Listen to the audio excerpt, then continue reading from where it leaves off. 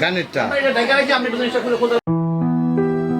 সকালবেলা ঘুম থেকে উঠে বৃদ্ধা মা রিজিয়া বেগমের সাথে তুমুল বাগবিতণ্ডায় জড়িয়ে পড়েন মেয়ে রোকেয়া বেগম। এক পর্যায়ে ঘরে থাকা ধারালো বটি নিয়ে মায়ের দিকে তেড়ে যান রোকেয়া। মাকে এলোপাতাড়ি বটি দিয়ে আঘাত করেন তিনি। এতে ঘটনাস্থলেই তার মায়ের মৃত্যু হয়। পরে রোকেয়া তার বড় ভাই মোফাজ্জল হোসেন ও তার ছেলে রাসেলকে ডেকে জানান মা মারা গেছেন।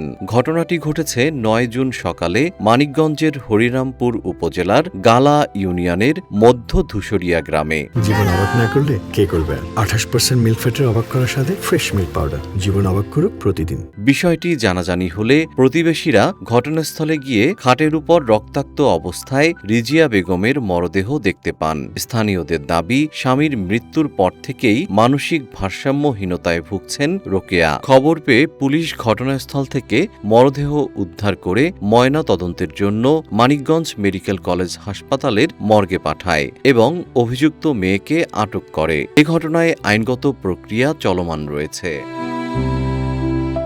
11টার পর 11:30টার দিকে, অনুমান 11:30টার দিকে সংবাদ পাই যে মহিউদ্দিন নামে এক ভদ্রলোক আমাদেরকে ফোন দিয়ে জানায় যে মধ্যদূসরিয়া গালা ইউনিয়নের মধ্যদূসরিয়াতে এক মেয়ে কর্তৃক তার মা খুন হয়েছেন, তবে মেয়েটা প্রতিবন্ধী। এই সংবাদ পেয়ে দ্রুত ঘটনাস্থলে আসি। ঘটনাস্থলে এসে যেটা দেখলাম যে রিজিয়া, যিনি ভিকটিম, তার বয়স 98 এবং যিনি কুপিয়েছেন তার মেয়ে, তার বয়স 65 এবং সে মাঝে মাঝে মানসিক ভারসাম্যহীন হয়ে পড়ে। আজকেও তার এমনটি ঘটেছিল। ঘটার ফলে সে তার মাকে বটি দা দিয়ে কুপিয়েছেন, কুপিয়ে মাথা মগজ বের করে ফেলেছেন এবং ঘটনাস্থলে তার মা মারা যায়। আমরা তার লাশের সূত্রাল রিপোর্ট প্রস্তুত করে মর্গে প্রেরণ করেছি।